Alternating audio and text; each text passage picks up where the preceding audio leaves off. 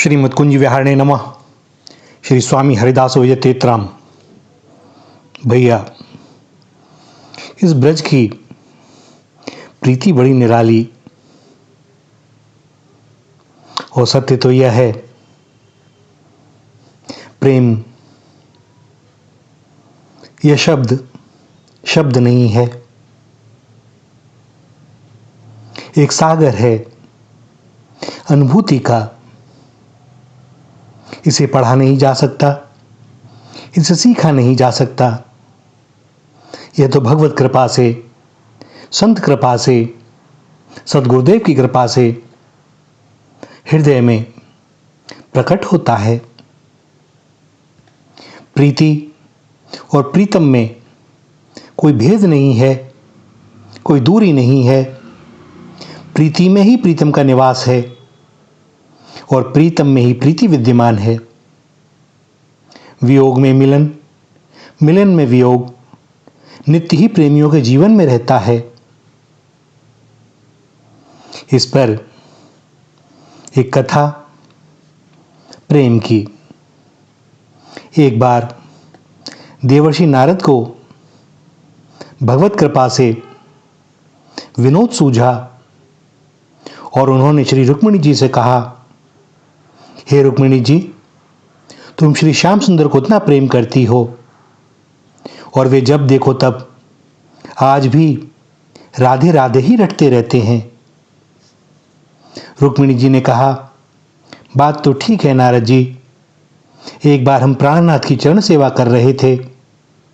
हमने प्राणनाथ को दूध दिया पीने के लिए, तो क्या देखती हूं कि उनके मुख में छाले पड़ गए। हमने पूछा कि क्या हुआ महाराज, तो प्राणनाथ बोले, मालूम होता है कि राधा को किसी ने गर्म दूध दे दिया है पीने के लिए, इसलिए मेरे मुंह में छाले पड़ गए।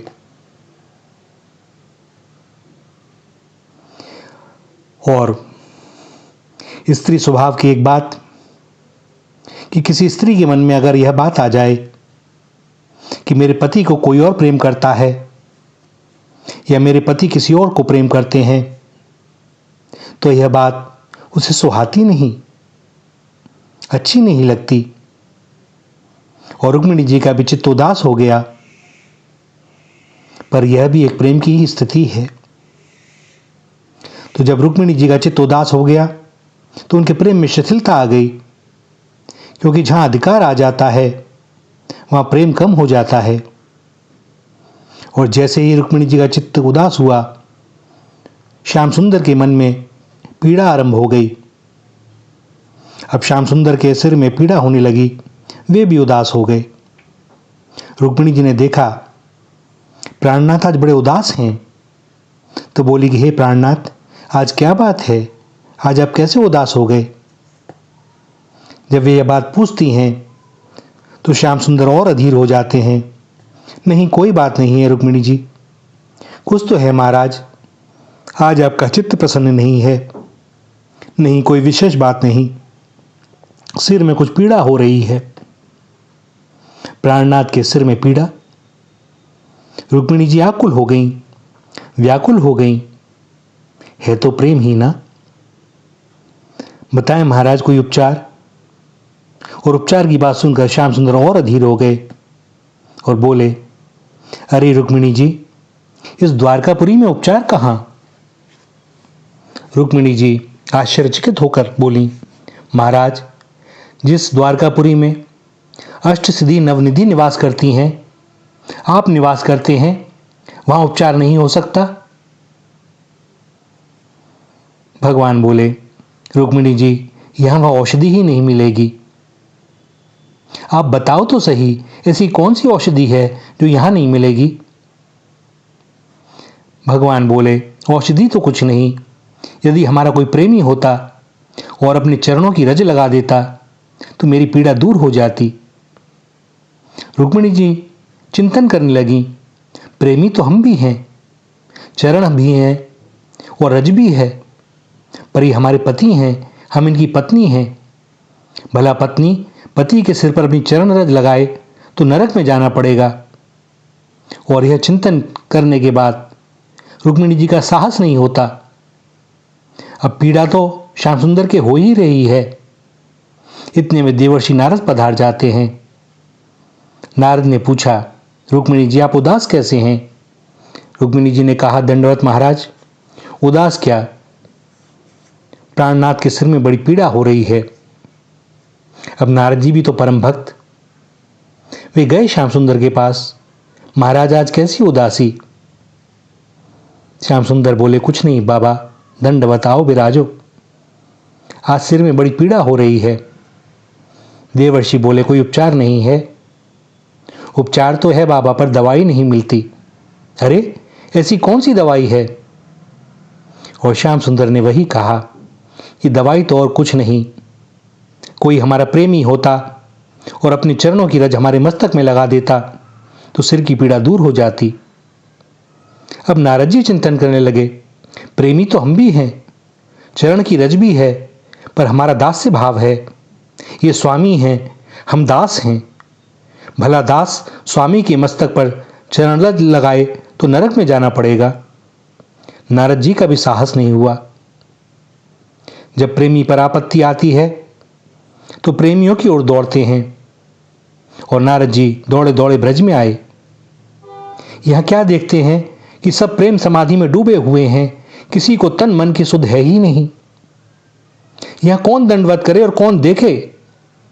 कोई पूछे ही नहीं कि कौन है हो, कहां से आए हो। जिनके पास मन ही नहीं वे क्या सोचें? और नारद जी सोचने लगे क्या उपाय करें। यह नियम है ना कि जो जैसा है उसको उसकी रुचि की बात कहो तो उसे सुध आती है, चेत आता है। तो नारद जी बड़े जोर जोर से श्री कृष्ण श्री कृष्ण श्री कृष्ण कहने लगे, और अपने प्यारे के नाम की भनक जब ब्रज गोपियों के कान में पड़ी, भैया अपने प्रीतम की हर चीज प्रिय होती है, प्रीतम का नाम भी इनको अत्यंत प्रिय है। तो प्रिय नाम की भनक जब ब्रज गोपियों के कानों में गई तो पलकें ऊपर को उठ गईं। अब जाकर देखा कि देवर्षि नारद खड़े हैं। प्रेमियों के मिलन के समान और कोई सुख है नहीं। नारद बाबा को खड़ा देखकर, दंडवत बाबा, अरे बाबा कहां से आए हो? बाबा दंडवत। क्योंकि सब गोपियां जानती हैं कि ये तो विचरते रहते हैं। अब बाबा मौन। अरे बाबा तू सुनता क्यों नहीं, बताता क्यों नहीं? जब तक संकल्प पूरा नहीं होता तो और चेतना आती है। कहां से आए बाबा, बताओ। नारद जी बोले, आया तो मैं द्वारकापुरी से हूं। अब जो प्यारे के धाम की बात सुनी तो गोपियां सावधान हो गईं, चेत और हो गया। सब यही पूछ रही हैं एक संवेद स्वर में, हमारे प्यारे अच्छे तो हैं, हमारे प्यारे अच्छे तो हैं। और नारद बाबा मौन हो गए। प्रेम में बड़ा अनन्य चिंतन बना रहता है। अरे बाबा तुम सुनते क्यों नहीं, हमारे प्यारे अच्छे तो हैं। और नारद जी बोले, अच्छे तो हैं, पर उनके सिर में भयंकर पीड़ा हो रही है। गोपियों ने जो सुना कि श्याम सुंदर के सिर में पीड़ा हो रही है तो एकदम व्याकुल होकर कहने लगी, हाय हाय, उस द्वारकापुरी में कोई उपचार करने वाला नहीं है, कोई वैद्य नहीं है। अरे यदि वे ब्रज में होते तो उनकी मैया उनका उपचार करती। अपने प्रेम पर भरोसा नहीं है, अपनी योग्यता पर भरोसा नहीं है। अरे गोपियों, उपचार करने वाले तो वे बड़े चतुर वैद्य हैं, पर औषधि नहीं मिलती। अरे बाबा ऐसी कौन सी औषधि है जो नहीं मिल रही, जल्दी बता बाबा। औषधि तो यह है गोपियों कि यदि कोई उनका प्रेमी होता और अपने चरण की रज दे देता तो उनके सिर की पीड़ा दूर हो जाती।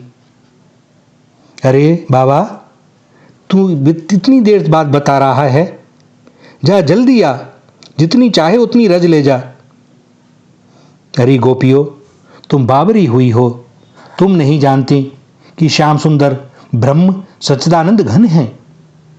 तुम उनके मस्तक पर अपनी चरण रज लगाकर नरक को भोगोगी।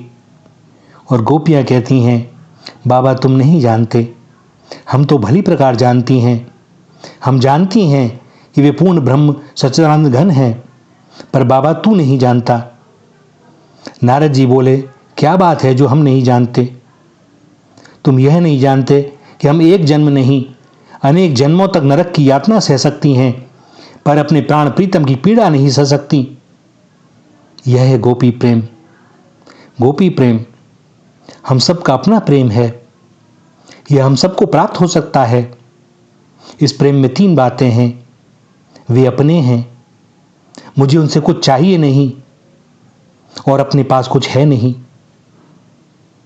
उनकी आत्मीयता में ही अगाध प्रियता है और यह प्रेम हम सबको प्राप्त हो सकता है, इसमें लेश मात्र भी संदेह नहीं।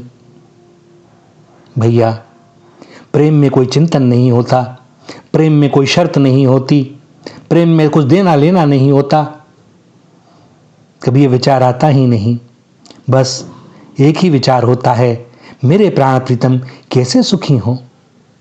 भले ही मेरे प्राण चले जाएं, पर वे सुखी होने चाहिए। केवल एक ही अभिलाषा होती है और इसीलिए यह ब्रज का प्रेम, गोपियों का प्रेम, यह वृंदावनी रस बड़ा दिव्य रस है, अद्भुत है, जिसका अपने पास कुछ भी नहीं, जो तन मन धन प्राण सब न्योछावर कर दे श्री युगल किशोर पर। फिर वे क्या करते हैं, यह तो वे प्रेमी ही जानते हैं। श्री राधा, श्री राधा, श्री राधा।